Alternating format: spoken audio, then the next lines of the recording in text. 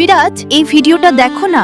হ্যাঁ, খুব সুন্দর ভিডিও তো দেখলাম। এখন চলো খেতে যাই। হ্যাঁ চলো, আমার এইটা খেয়ে দেখো না। ঠিক আছে, দাও, ধন্যবাদ। ও শিট। তুমি খাও, আমি একটু আসছি। শিরিন, তুমি রাগ করছো কেন? তুমি এইভাবে উঠে আসলে? কি হয়নি সেইটা বলো।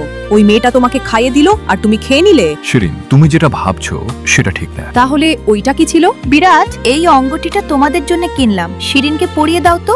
ও তাই নাকি? ঠিক আছে, দাও। শিরিন, তোমার হাত বের করো তো। দারুণ মানিয়েছে।